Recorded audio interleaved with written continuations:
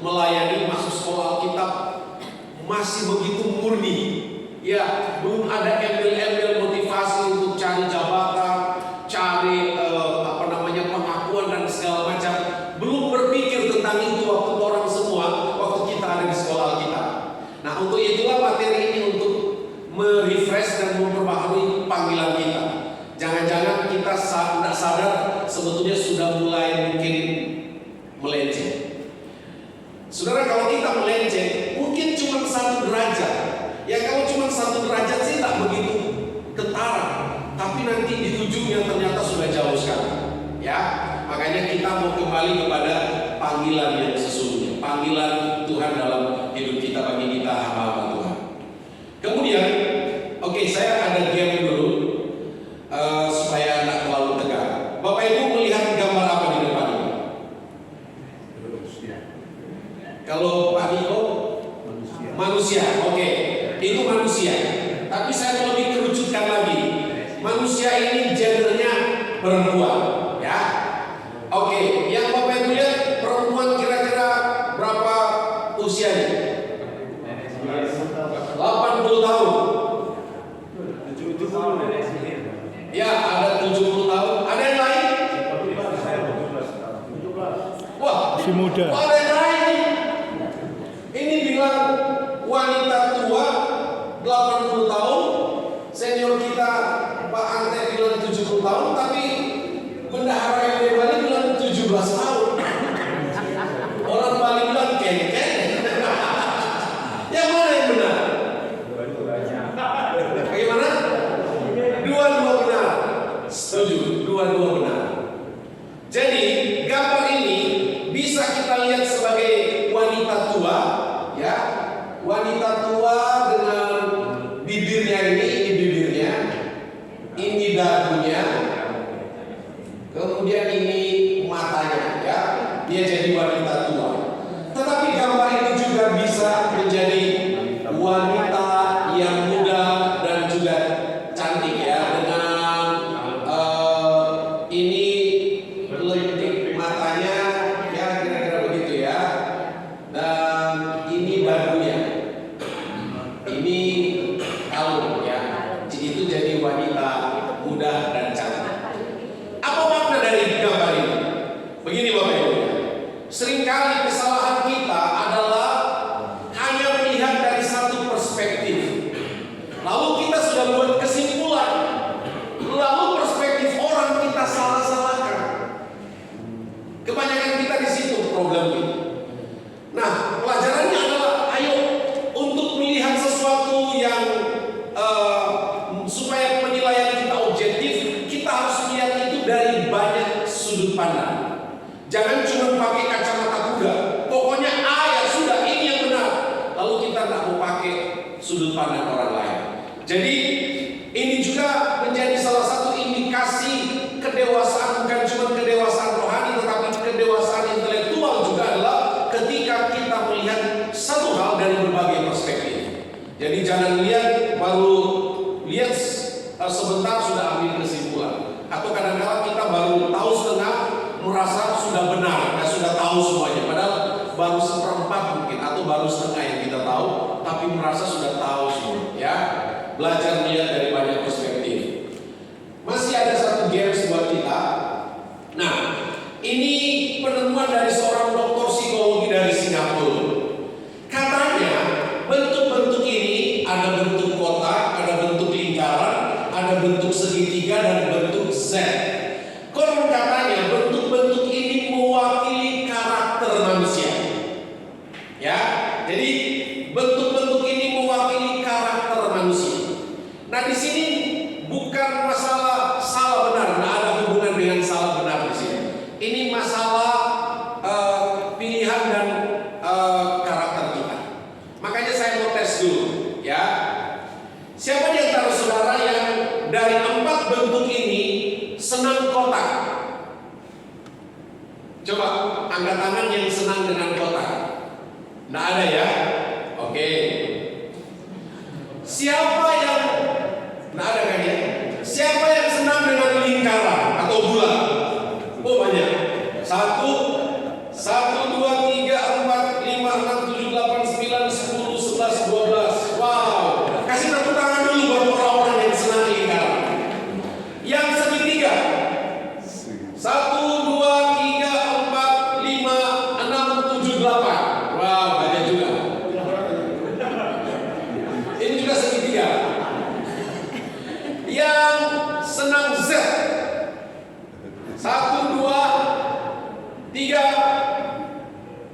Oke, 3 ya. Oke. Baik, mari kita lihat bentuk ini dengan karakteristiknya. Ya, orang yang senang kotak, lingkaran, segitiga dan set. Tadi yang kotak udah ada ya, yang angkat tangan ya. Oke, mari kita lihat. Konon katanya orang yang senang kotak, maka kecenderungannya seperti ini. Orangnya intelek. Jadi puji Tuhan di sini tak ada yang intelek di sini. Innya hilang. Innya hilang. Yang berikutnya orang kotak itu dia intelek tapi agak kaku orangnya. Ya, berarti orang di sini luas semua ya, luas ya, fleksibel, mantap ya. Yang bulat, mari kita lihat tadi yang angkat tangan bulat tadi. Jadi takut. Coba kita lihat orang yang senang bulat, mereka itu konon katanya mereka itu perfeksionis, ya. Nah, saudara, orang yang perfeksionis itu bagus, tapi jangan juga terlalu perfeksionis. Semua harus sempurna, semua harus teratur. Stres sendiri juga kalau kita terlalu perfeksionis, ya. Meskipun itu perlu, ya, orang perfeksionis itu kalau ibadah dia puji-pujiannya mantap nggak, musiknya harmonis nggak, khotbahnya keren nggak, dia selalu menilai begitu ya. Karena dia ingin yang sempurna begitu ya. Bagus ya, tapi jangan juga terlalu perfect. Karena kenapa jangan terlalu perfect? Karena orang-orang di sekeliling kita yang memang tidak sempurna. Kita akan stres sendiri, capek ya kalau kita ingin kamu harus begini, kamu harus begini, kamu harus begini. Susah ya. Ada orang yang di rumah misalnya sudah diatur tempat sepatu di sini, tempat sikat gigi di sini, di sini. Kalau salah marah dia. Ada orang begitu ya. Termasuk kalau pencet odol dia bilang harus dari bawah, nggak boleh di tengah, gitu ya. Itu orang-orang perfeksionis. Lanjut, orang-orang lingkar itu juga mereka terobsesi katanya. Terobsesi juga bagus, tetapi terobsesi untuk sesuatu yang positif tentunya bagus ya. Selanjutnya yang dia juga dia bisa jadi manajer, tapi hanya untuk manajer mikro katanya.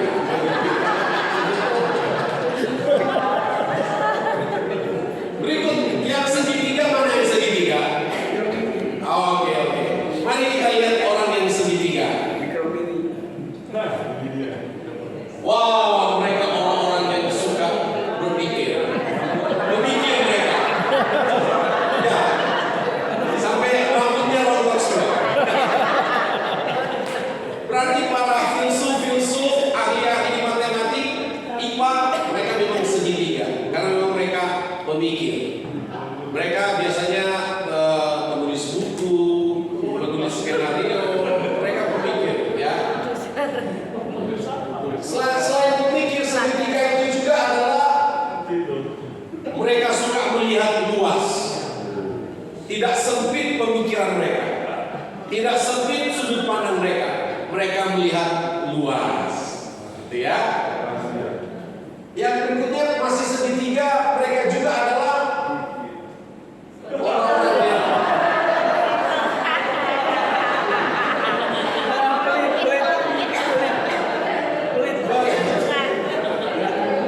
sebetulnya pelit, tapi saya tidak enak menulis pelit ya.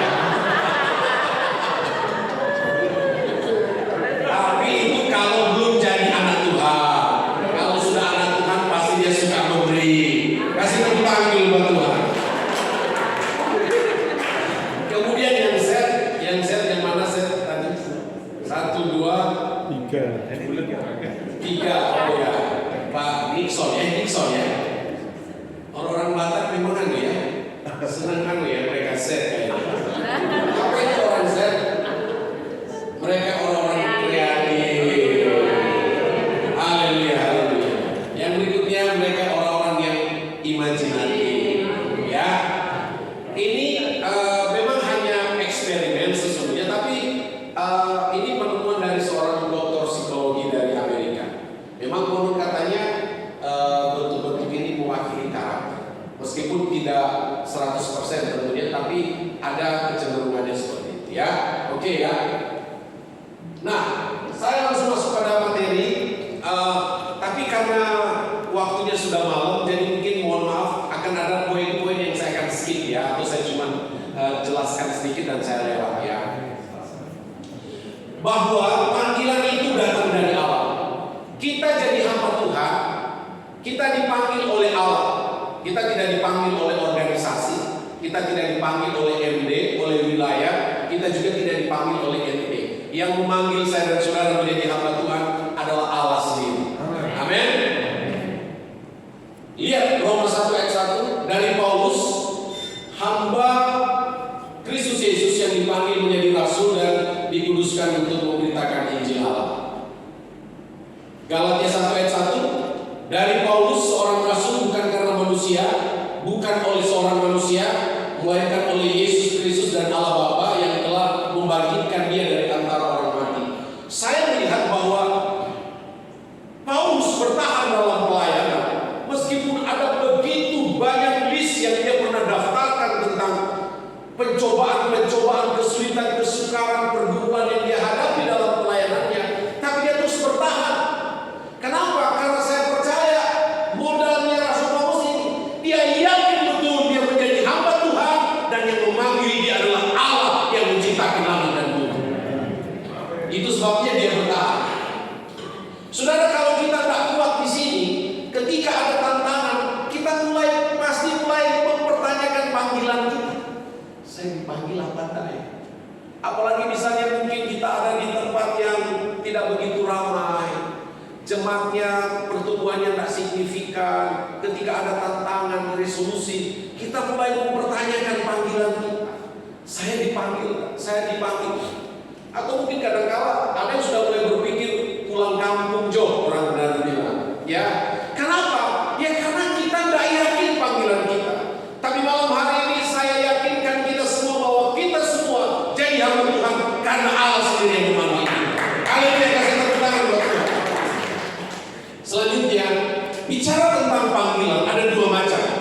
Ya, saya pelajari dalam Alkitab ada dua macam panggilan, yaitu panggilan untuk percaya dan panggilan untuk melayani. Ya, panggilan untuk percaya dan panggilan untuk melayani. Nah, panggilan untuk percaya semua orang Kristen melewati itu. Saya yakin dan saya percaya semua kita sudah melewati panggilan itu, bahwa kita dipanggil untuk menjadi percaya. Ini yang Paulus bahasakan dalam 2 Timotius 1 ayat 9 adalah panggilan kudus, atau Ibrani 3 ayat 1, Filipi 3 ayat 14 menyebutnya panggilan surgawi. Saya menyimpulkan ini adalah panggilan kita untuk percaya. Tetapi ada step berikutnya, panggilan kedua, yaitu panggilan untuk melayani. Dan saya melihat tidak semua orang melewati atau ada di level ini. Hanya orang-orang tertentu. Ini yang disebut dengan panggilan khusus, sebagaimana 2 Korintus 4 ayat 1. Boleh saya minta tolong Pak Kari baca 2 Korintus 4 ayat 1?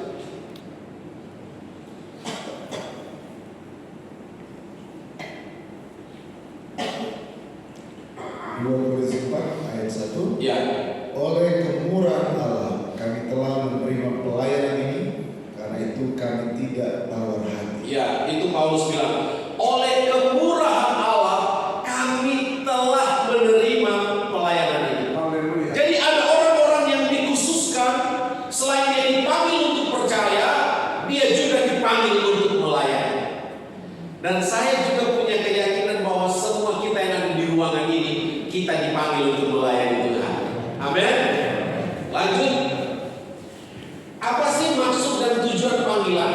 Jadi dua panggilan tadi masing-masing punya tujuan yang berbeda. Lihat, tujuan panggilan untuk percaya ada beberapa poin. Ini dia. Saudara, panggilan untuk percaya tujuannya adalah ini. 1, supaya hidup sesuai dengan kehendak Allah. Coba boleh baca ini Pak, 1 Tesalonika 2:11-12. Ini ayat-ayat penting soalnya menurut saya.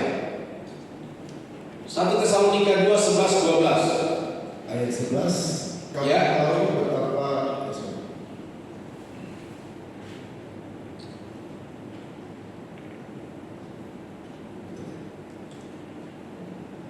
kamu tahu betapa kami seperti bapa terhadap anak-anaknya telah menasihati kamu Ya. dan menguatkan hatimu seorang demi seorang dan meminta dengan sangat supaya kamu hidup sesuai dengan kehendak Allah Dan meminta dengan sangat supaya kamu hidup sesuai dengan kehendak Allah yang memanggil kamu ke dalam kerajaan yang memanggil kamu ke dalam kerajaan dan kemuliaan. dan kemuliaan. Jadi saudara, panggilan untuk percaya tujuannya adalah supaya saya dan saudara hidup sesuai dengan kehendak Allah. Bukan hidup sesuai dengan kemauan kita. Bukan hidup sesuai dengan ambisi-ambisi kita. Bukan hidup sesuai dengan sekedar program-program kita. Halo, kita dipanggil untuk hidup sesuai dengan kehendak Allah. Itu sebabnya pertanyaan saya buat kita semua malam hari ini adalah apakah kita sudah hidup sesuai dengan kehendak Allah? Atau justru mungkin kita abaikan kehendak Allah dan kita lakukan apa yang menjadi agenda-agenda pribadi kita? Ya masih puji Tuhan kalau agenda kita memang sesuai firman. Tapi bisa saja mungkin ada agenda kita yang tidak sesuai firman. Ada mungkin agenda kita yang ingin mencegah orang, ingin menjatuhkan orang. Ini kan mengerikan banget gitu ya. Yang kedua, kita dipanggil untuk menjadi anggota tubuh Kristus, Kolose 3:15. Yang ketiga, dipanggil untuk percaya tujuannya untuk mengikuti jejak Kristus. 1 Petrus 2:18-21. Jadi kita dipanggil untuk mengikuti jejaknya Yesus Kristus. Dan kalau Yesus Kristus melayani, come on, kita juga melayani. Kalau Yesus Kristus mengasihi, ayo kita juga mengasihi. Kalau Yesus Kristus taat, ayo kita juga jadi taat. Karena kita dipanggil untuk mengikuti jejak Kristus. Yang ketiga, untuk memperoleh berkat. Nah, ada yang bilang amin. Coba deh baca yang ini supaya keren ya. 1 Petrus 3:9. Bahwa saya dan saudara dipanggil supaya dapat berkat. Ayat 3:9. Ya. Dan janganlah membalas kejahatan dengan kejahatan Ya. atau caci maki dengan caci maki. Ya. Tetapi sebaliknya hendaklah kamu memberkati. Ya. Dan untuk itulah kamu dipanggil, yaitu untuk memperoleh berkat. Wow. Untuk itulah kamu dipanggil untuk memperoleh berkat. Amin. Haleluya. Puji Tuhan, 7 orang yang bilang amin. Amin karena ayat ini, karena saya dan saudara dipanggil Tuhan memang untuk dikasih hadiah, untuk dikasih berkat. Paling tidak berkat yang paling nyata yang Tuhan sudah kasih buat saya dan saudara adalah keselamatan.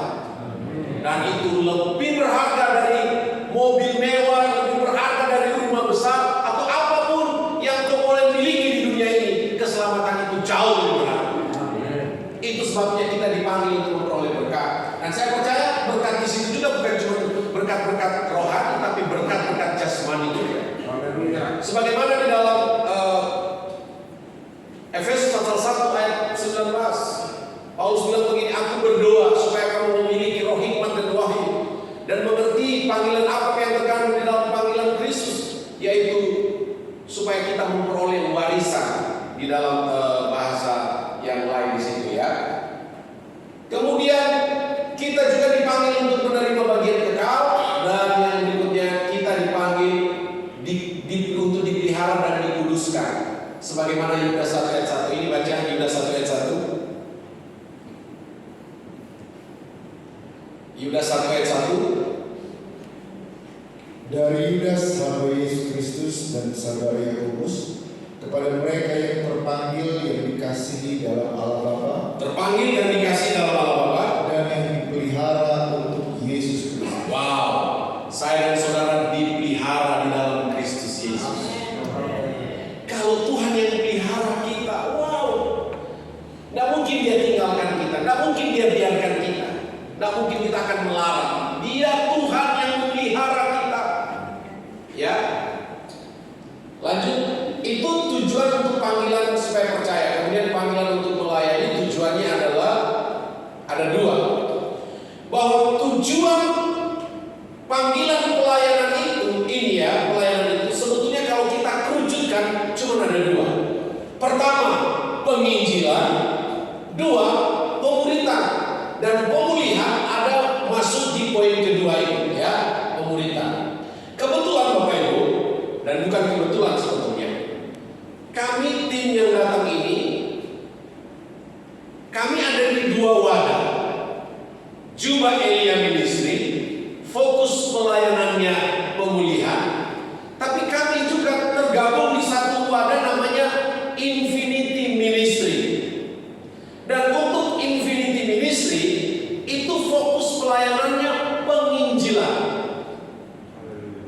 Di Bali sendiri ada sekitar 90 anggota yang kami sebut dengan sebutan agen Infinity Ministry. Dan mereka diwajibkan, apa kewajibannya? Mencari jiwa minimal 4 orang dalam 1 bulan. Dan 4 orang itu harus dilaporkan. Dan puji Tuhan, 3 tahun belakangan ini kami monitor karena laporan masuk terus. Sudah ada sekitar 1.700 orang yang dibaptis. Kasih tepuk tangan buat Tuhan. Ya, jadi memang kita dipanggil untuk menginjil. Maka pertanyaan saya juga buat kita semua adalah, masih antusias nggak kita menginjil? Atau karena situasi dan kondisi kita sudah terintimidasi dan kita sudah tidak pernah menginjil? Padahal memang kita diperintahkan untuk menginjil. Kita semua tahu itu komando agung. Pergi, beritakan Injil kepada segala bangsa. Bahkan di dalam Matius 24 ayat 14, di situ dikatakan Injil kerajaan Allah itu harus diberitakan kepada segala bangsa. Baru setelah itu Tuhan Yesus datang. Makanya kami melihat bahwa ada 2 jenis pelayanan yang harus menjadi ujung tombak di akhir zaman ini. Karena kalau itu belum terlaksana, Yesus belum bisa datang, yaitu pelayanan penginjilan dan pelayanan pemulihan. Sebagaimana tadi Kisah Rasul 3:21 bilang, Kristus itu harus tinggal di sorga sampai waktu pemulihan segala sesuatu, seperti yang dituliskan oleh para nabi. Ya, jadi memang harus kita hamba Tuhan harus melihat pelayanan itu sebagai fokus kita di hari-hari ini, penginjilan dan pemulihan. Lanjut, model-model panggilan. Mungkin ada di antara kita yang bertanya, saya terpanggil enggak ya? Karena seperti yang saya bilang tadi, ketika ada masalah, ada kesulitan, ada kesukaran, dan kita mulai meragukan panggilan kita. Ya, saya terpanggil apa enggak? Mari kita cek apakah kita terpanggil. Dari pembelajaran kami tentang panggilan itu, paling tidak ada 4 jenis panggilan. Ya, 1, ada orang terpanggil karena mendengar secara audible. Contoh orang yang terpanggil karena mendengar secara audible, Abraham. Dalam perjanjian baru ada Petrus, juga saudara-saudaranya waktu Tuhan Yesus panggil mereka, aku akan menjadikan kalian menjala manusia. Itu panggilan manusia. Ada jenis panggilan karena memang sudah ditetapkan sejak dari kandungan. Contohnya Yesaya, ada di Yesaya 49 ayat 1, termasuk Yeremia juga. Yeremia 1 ayat 5 kalau saya tidak salah. Dia juga sudah ditentukan sejak dari dalam kandungan. Jadi ada orang yang memang terpanggil atau jadi hamba Tuhan, pergi sekolah Alkitab atau sekolah STT, karena memang sebetulnya Tuhan sudah tentukan sejak dari dalam kandungan, kamu akan jadi hamba. Ya. Lalu yang ketiga, ada jenis panggilan karena dinaksarkan orang tua. Contohnya jelas Samuel. Dia dinaksarkan oleh ibunya. Siapa ibu Samuel? Hana. Hana bilang, Tuhan, kalau saya bisa hamil, nanti anak yang saya akan lahirkan dia akan gitu. Dan benar saja saudara, ketika Samuel lahir, memang orang bilang sudah melari kemana-mana. Meskipun mungkin saja Samuel tidak pernah bermimpi bercita-cita jadi hamba Tuhan, tapi karena sudah dinansarkan mamanya, ternyata nansar itu kuat. Dan saya melihat ada orang-orang yang terpanggil karena nansar orang tua. Ya. Lalu yang keempat, ada orang terpanggil karena dikader oleh orang lain. Contohnya Elisa. Elisa dia menjadi hamba Tuhan. Elisa terpanggil karena dikader oleh seniornya Elia. Dan saya percaya, meskipun mungkin kita tidak tahu atau tidak ada konfirmasi, tapi paling tidak kita semua yang ada di sini pasti masuk di salah satu poin. Ada di antara kita yang mungkin terpanggil karena bermimpi atau dengar langsung suara Tuhan, atau ada di antara kita yang terpanggil jadi hamba Tuhan karena memang Tuhan sudah tetapkan sejak dalam kandungan, atau ada di antara kita yang terpanggil karena nansar orang tua. Apalagi kalau orang tuanya pendeta hamba Tuhan, itu biasanya sondak lari kemana doa orang tua buat anak biar jadi hamba Tuhan. Saudara, saya punya 3 anak, semuanya cowok. Yang ketiga, nomor 3, tahun ini lulus SMK kelas 3. Saya tanya sama dia, namanya Timothy, panggilannya Timo. Timo, kamu mau kuliah di mana? Saya kaget jawabannya, saudara. Saudara tahu dia jawab apa? Dia bilang begini, Pak, saya mau masuk SAC. Oh my God, serius ini? Haleluya, haleluya. Jadi ada orang terpanggil karena doa-doa dari orang tua, nansar dari orang tua. Apalagi sekali lagi seperti yang saya bilang tadi, kalau anak hamba Tuhan sejak dari kandungan memang orang tuanya sudah sering tumpang tangan, berkati anak ini, berkati anak ini, berkati anak ini. Contoh Ibu Ratu, orang tuanya hamba Tuhan yang top di Jawa Barat, pasti didoakan sejak dari kandungan, gitu ya. Ada yang dikader oleh orang lain. Meskipun pengkaderan ini bisa secara langsung, bisa juga secara tidak langsung. Ada jemaat yang dia tertarik jadi hamba Tuhan karena dia melihat gembalanya. Gembala saya kok sabar, gembala saya kok wah kalau dia khotbah mengajar saya begitu terkesan. Itu sebetulnya dia sedang termentoring dengan sendiri. Akhirnya dia muncul satu keputusan, oke, saya akan sekolah. Ada orang jadi hamba Tuhan karena di mentor, gitu ya. Jadi, tapi intinya begini, saya percaya kita semua yang ada di sini terpanggil dan yang memanggil kita adalah Tuhan. Yang setuju dengan saya kasih tepuk tangan. Ya. Lanjut. Nilai panggilan, seberapa besar sih nilai panggilan? Saya melihat nilai panggilan kita mahal sekali karena nilainya adalah senilai darah Kristus. Ya, karena darah itulah yang telah menguduskan kita dan melayakkan kita untuk melayani Tuhan. Maka panggilan kita senilai darah Kristus yang Alkitab bilang besar atau mahal harganya. Bahkan tidak ada bandingannya, itulah darah Kristus. Bagaimana kita memaknai panggilan? Paling tidak kita harus bersyukur. Kenapa? Karena begini saudara, bagi saya pekerjaan yang paling indah di dunia ini dan paling mulia adalah melayani. Ya. Kenapa saya mengatakan bahwa melayani adalah pekerjaan yang paling indah dan mulia? Karena yang memanggil kita Tuhan dan yang kita layani Tuhan. Apa dah hebat? Dikasih kepercayaan melayani Tuhan. Meskipun sebetulnya saudara, ketika kita melayani, kita tidak sedang membantu Tuhan. Jangan salah. Ada juga orang yang jadi besar kepala karena melayani. Dia pikir dia melayani, dia sedang menolong Tuhan. Dia pikir dia melayani, dia sedang membantu Tuhan. No. Justru saya melihat sebaliknya. Ketika kita melayani, itu sebetulnya kita sedang memberikan kesempatan kepada Tuhan untuk menolong kita. Ketika kita melayani, sebetulnya kita sedang memberikan kesempatan kepada Tuhan melayani kita. Jadi jangan juga merasa berjasa.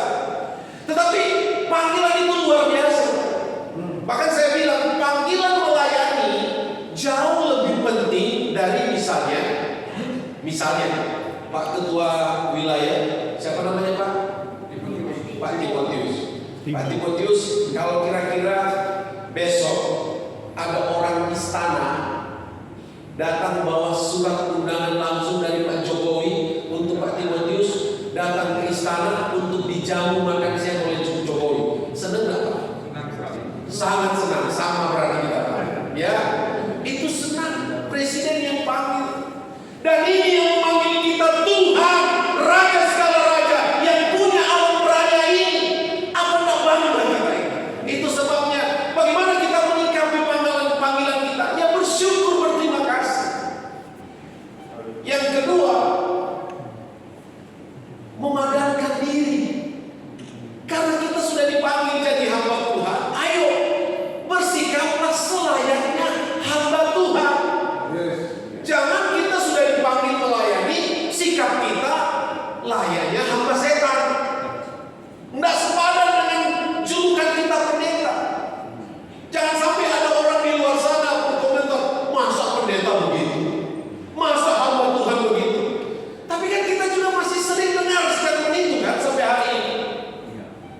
Masa katanya orang di PDI penuh Roh Kudus seperti itu? Waduh, berarti kita tidak berpadanan dengan panggilan. Ayo kita dipanggil oleh Tuhan, mari kita berpadanan dengan panggilan kita.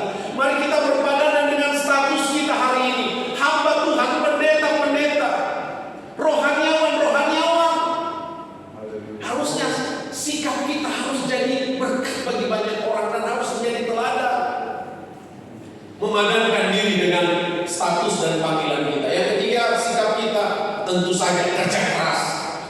Seperti Rasul Paulus, dia sadar dia dipanggil oleh Tuhan dan ada banyak waktu yang dia sudah habiskan untuk keperluan ego-egonya dia.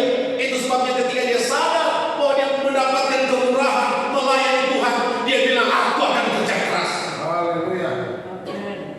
Haleluya, haleluya. Bahwa melayani Tuhan itu kesempatan, dan sebetulnya sudah banyak waktu yang kita abaikan. Sudah banyak waktu yang kita gunakan untuk kepentingan kita. Saya pun sebetulnya bisa dibilang terlalu banyak waktu yang saya habiskan untuk diri saya, bukan untuk Tuhan. Karena saya sekolah Alkitab usia 24 tahun. Dan tentu saja 24 tahun itu ya jauh dari Tuhan. Ya, apalagi bendahara Jamie. Karena banyak hal yang kita sudah lewati dan tidak berkenan kepada Tuhan, dan sekarang kita dikasih kesempatan kerja buat Tuhan, mari kita kerja buat Tuhan dan kerja keras. Kerja buat Tuhan selalu manis, biar saudara gaji selalu manis. Ayo kita kerja buat Tuhan. Amin. Puji Tuhan. Lanjut. Indikasi pelayanan yang mulai menyimpang dari panggilan. Saya sangat berharap kita orang-orang yang ada di track panggilan itu. Tapi mari kita cek, jangan-jangan mungkin kita tidak sadar kita mulai menyimpang. Memang tadi saya bilang menyimpangnya cuma 1 derajat, memang tidak kelihatan, tapi justru di ujungnya ternyata wow, kita sudah terhilang jauh. Ya, jadi sebelum kita terhilang jauh dan sebelum kita keluar jauh dari track panggilan, ayo malam hari ini kita kembali kepada track panggilan itu supaya kita berjalan dalam perkenanan Tuhan. Amin. Mari kita lihat apa saja indikasi hamba-hamba Tuhan yang pelayanannya mulai menyimpang.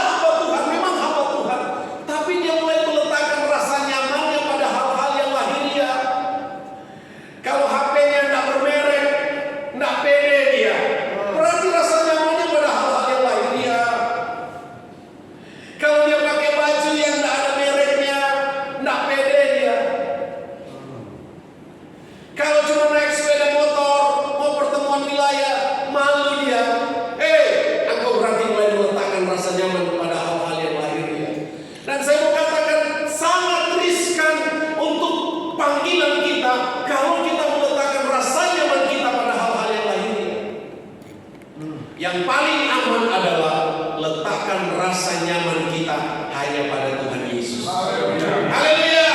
Karena cuma Tuhan Yesus yang tidak pernah berubah.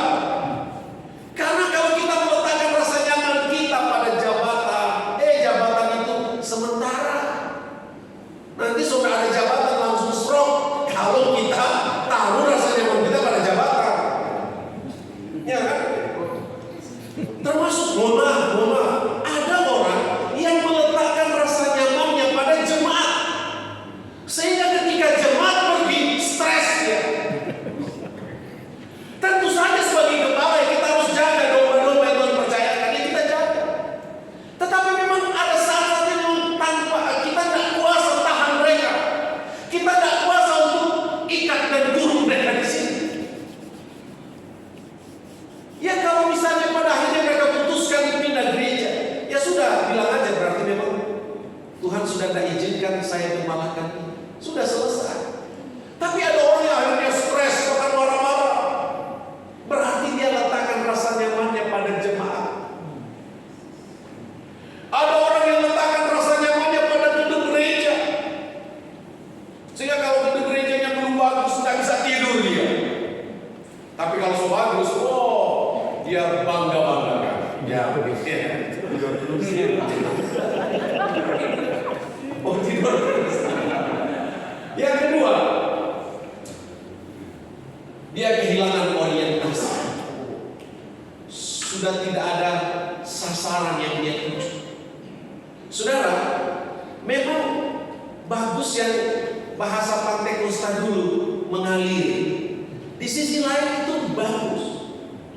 Tetapi saya melihat hari-hari ini itu sudah tidak efektif dan tidak produktif untuk kita bilang mengalir. Kita harus punya sasaran.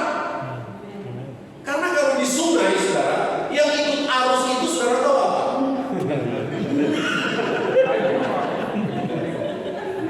Jaket kuning. Itu ya. Kalau di Kalimantan sering lagi mandi sikat gigi, tiba-tiba lewat pisang goreng.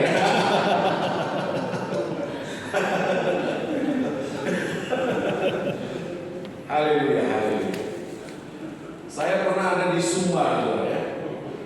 Di teman saya, di belakang gereja ada sungai, dan dia bilang begini, ini sungai bersih Pak, ini sungai steril. Karena dia bilang adat di sini tidak boleh ada yang kotor. Wah, saya senang mandi sikat gigi. Sementara saya sikat gigi, datang kerbau. Terus tiba-tiba dia waduh. Jadi saudara yang suka ikut arus itu, ikan yang mati ya, ikan mati itu ikut arus dia. Tapi kalau dia masih hidup pasti dia lawan arus. Artinya kita harus punya sasaran dalam pelayanan kita. Jangan istilahnya yang mengalir aja, karena menurut saya kalau kita mengalir, sekali lagi di sisi yang lain itu bagus. Tetapi bagi saya sebetulnya itu orang-orang yang kehilangan visi sebetulnya. Sudah tidak ada target yang ingin dicapai, sudah tidak ada sasaran yang dia ingin raih dalam pelayanan. Apalagi memang banyak di GPDI, kalau sudah 300-400 jemaat, rasa-rasanya kan sudah puas kita ini. Ya sudah tinggal duduk, terima perpuluhan, kan begitu ya. Seakan-akan kita sudah puas. Ayo kita hamba Tuhan, terus bekerja. Buat strategi, buat perencanaan demi pengembangan pelayanan. Ya. Yang ketiga, orang menjadi tawar hati. Apa itu tawar hati? Ya sudah tidak semangat. Sudah tidak ada fighting spiritnya, tinggal mempertahankan diri saja. Apa istilah Inggrisnya ya? Tinggal survive saja.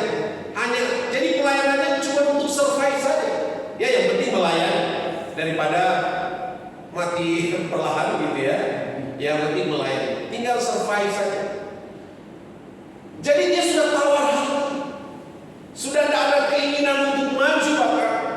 Diundang seminar tidak mau datang. Bagi saya ini orang-orang yang sudah mulai tawar dan tidak ingin maju. Makanya saya senang dengan hamba-hamba Tuhan di Tulungagung ini. Semua datang hari ini. Haleluya. Karena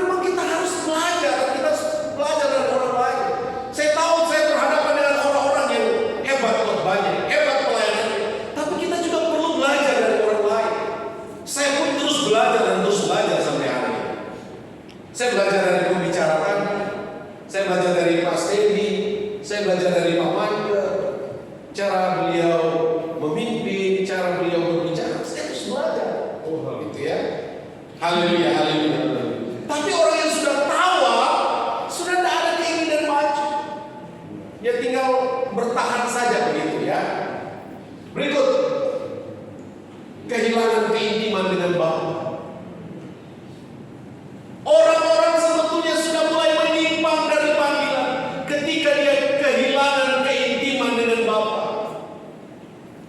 Saya mau bertanya, kapan terakhir kita menangis di hadirat Allah?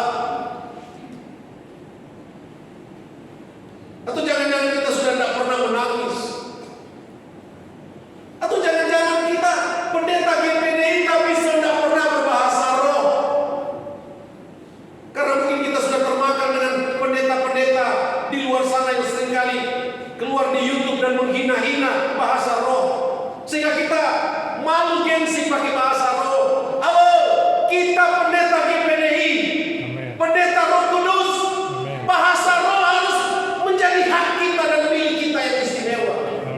Karena bahasa roh itu komunikasi intim kita dengan Tuhan untuk membangun iman kita.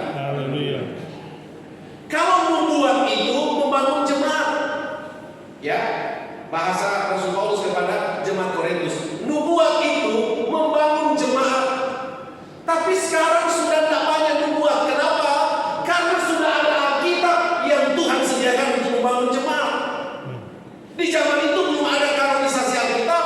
Itu sebabnya Paulus bilang kejar nubuat. Karena nubuat itu fungsinya membangun jemaat.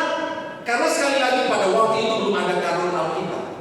Nah sekarang kita sudah ada Alkitab yang adalah buku Tuhan untuk membangun jemaat. Tapi jangan lupa ada bahasa roh yang untuk membangun diri sendiri di hadapan Tuhan. Haleluya, haleluya. Tapi banyak dari kita yang kehilangan keintiman dengan Bapa. Sudah susah connect dengan Tuhan. Untung-untungan kalau 1 bulan 1 kali mengalami hadirat Tuhan terus berbahasa roh. Padahal harusnya itu ciri kita, bukan dibuat-buat, tapi karena memang cepat connect. Ada chemistry dengan Tuhan, ada satu frekuensi dengan Roh Kudus, sehingga kita gampang dijamah. Haleluya. Jangan-jangan kita sudah keras semua hatinya, sehingga Roh Kudus sudah bekerja tapi kita keraskan hati kita. Yang samping kiri kanan kita sudah menikmati hadirat Tuhan berbahasa roh, kita belum ada apa-apa, masih dingin. Introspeksi, jangan-jangan kita sudah mulai begini. Yang berikutnya, kehilangan visi. Ya, sudah tidak ada visi pengembangan pelayanan, visi untuk pencapaian-pencapaian. Coba, saya tak tahu Bapak Ibu yang ada di sini. Tapi saya mau bilang begini, kalau kita tidak ada visi, coba pulang di rumah atau malam ini minta Tuhan. Oke, saya sekarang tahu visi itu penting untuk pelayanan saya. Kasih saya visi. Salah satu mengukur indikasi visi adalah ada sesuatu yang ingin kita capai dan susah tidur kalau itu belum tercapai. Dan itu sesuai dengan firman Tuhan dan mempermuliakan Tuhan. Itu salah satu indikasi kita dapat visi dari itu. Sesuatu yang ingin kita goalkan dan kita berusaha untuk melakukan itu dan rasanya tidak nyaman kalau rencana itu belum tercapai. Itu bisa dikategorikan visi, ya. Tapi kalaupun saudara belum ada, minta visi dari Tuhan. Yang berikutnya, kita mulai menyimpang kalau diri kita menjadi pusat. Semua kita khotbah saja saya. Diri jadi pusat, jadi egosentris, jadi semua jadi saya. Kalau tidak menguntungkan saya, maaf. Kalau tidak membawa dampak buat saya, maaf. Jadi semua yang dikejar demi keuntungan diri sendiri. Ada seminar atau ada kegiatan-kegiatan, apa untungnya buat saya? Waduh, itu jadi standar dia. Apa untungnya buat saya? Saya. Harusnya apa untungnya untuk kemuliaan Tuhan?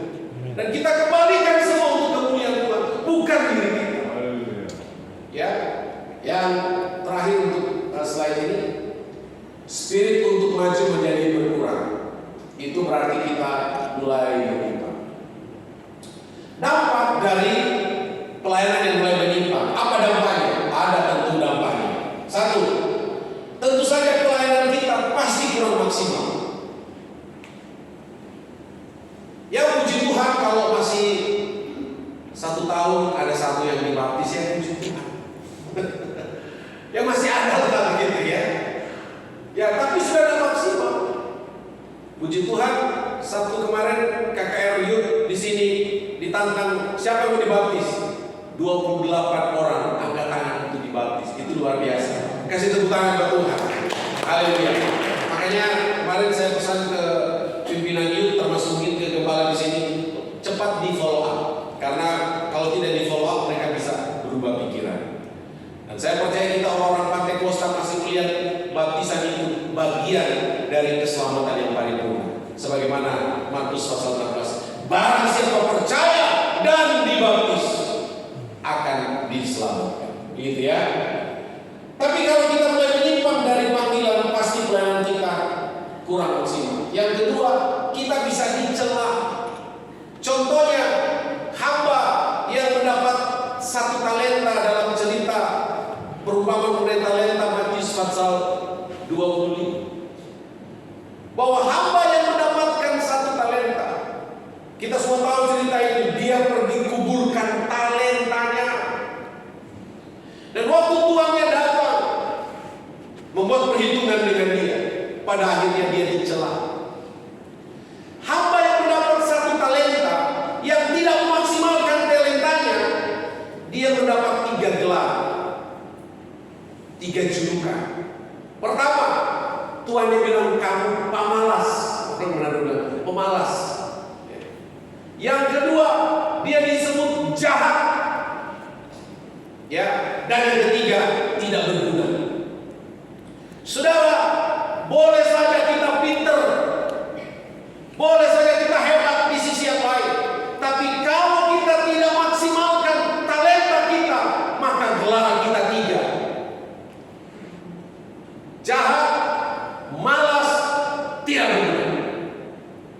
Endingnya apa saudara?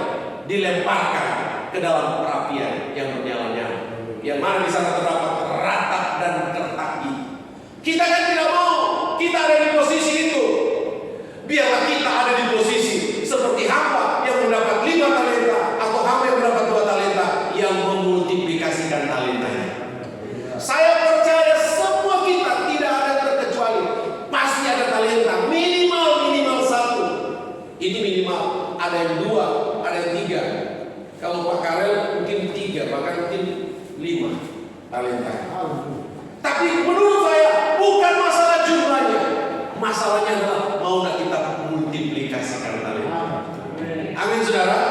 Karena kalau nggak dicela dan dapat 3 gelar tadi, jahat, malas, tidak benar.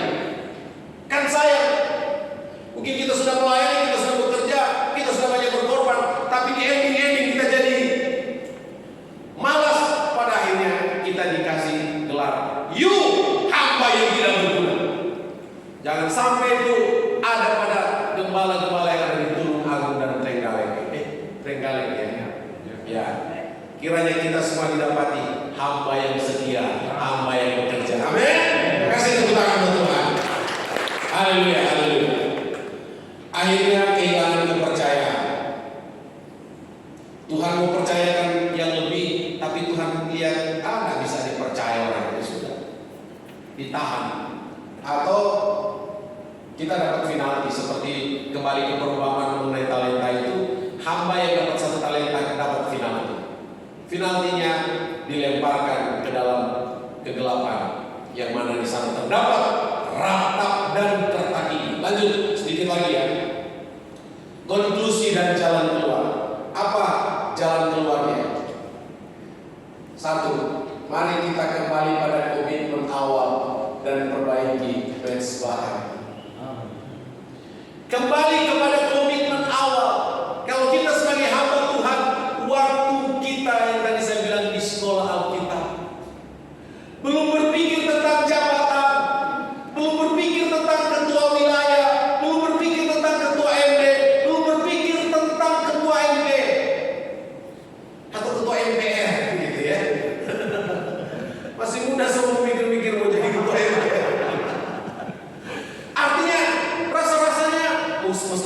ada juga, tapi setahu saya rata-rata bahkan mungkin kalau dipresentasikan paling 80-90% anak-anak siswa-siswi sekolah kita belum berpikir jabatan, belum berpikir fasilitas.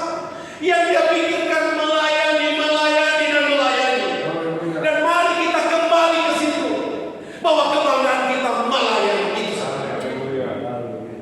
Haleluya, haleluya. Dan perbaiki mensel hati. Tadi poin ketiga dari kenapa kita harus jaga hati, karena hati ini tempat kita menyimpan firman. Kalau hari Kamis, Jumat, Sabtu kita belajar firman yang kita akan khotbahkan hari Minggu, lalu firman itu kita simpan di hati yang bersih.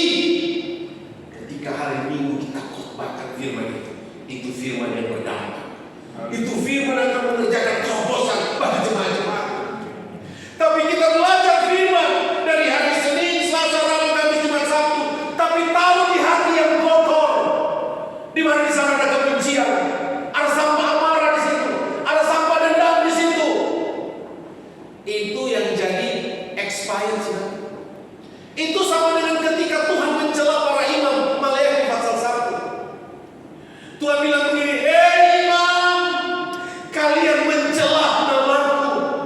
Para imam bertanya, "Tuhan, kira-kira kapan kami mencela Engkau?"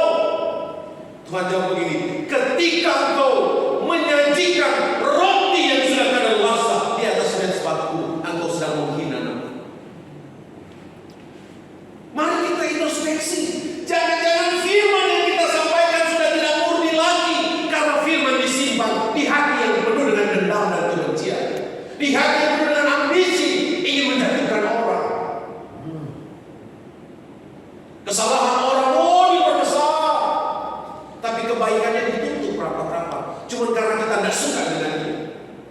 Halo, mari kita perbaiki hati kita,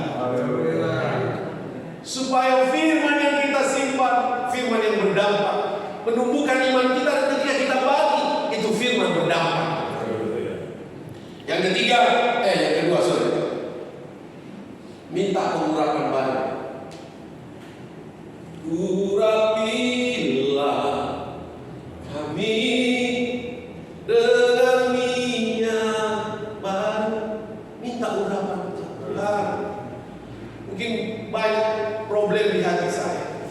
Pak Harwi dan saya minta urapi saya, minyaki saya Tuhan dengan minyak yang baru, urapan yang baru, supaya kita segar lagi. Haleluya. Urapan itu dalam bahasa Yunaninya krio, dalam bahasa Ibraninya masa. Ya, masa itu saudara, itu artinya salah satu makna dari pengurapan itu adalah kita dimampukan untuk melakukan hal-hal yang sebetulnya kita tidak mampu lakukan. Itu pengurapan. Saya ulangi, pengurapan itu adalah kita dimampukan untuk melakukan hal-hal yang sebetulnya tidak mampu kita lakukan, tapi karena pengurapan akhirnya kita mampu. Daud sebetulnya dia tidak mampu lawan Goliat, tapi karena dia sudah alami pengurapan 1-4-16, dia mampu. Daud harusnya dia dendam dengan Saul, karena dia tidak ada salah. Tiba-tiba Saul tidak ada hujan, tidak ada panas, benci marah sama Daud. Bahkan pernah suatu ketika Daud sedang duduk, tiba-tiba Saul ambil tombak dan dia lemparkan kepada Daud. Daud bisa saja sakit hati, tapi karena pengurapan itu memampukan Daud mengampuni Saul. Meskipun Daud beberapa kali dapat kesempatan untuk bunuh Saul, tapi Daud tidak mau ambil itu, karena pengurapan itu memampukan dia melakukan itu. Haleluya, haleluya. Minta pengurapan yang baru. Miliki jiwa hamba. Apa itu hamba? Saya sudah beberapa kali jelaskan. Bahasa Ibraninya hineni, artinya ini aku Tuhan hambamu. Hamba bukan karena terpaksa, tapi hamba karena mencintai engkau. Dan apapun yang kau perintahkan, akan aku lakukan dengan senang hati. Itu hamba. Tuhan Yesus memberkati kita semua. Haleluya, haleluya. Mari kita bangkit berdiri. Kita nyanyi melayani, melayani. Layani, melayani, lebih sungguh. Melayani, melayani, lebih sungguh.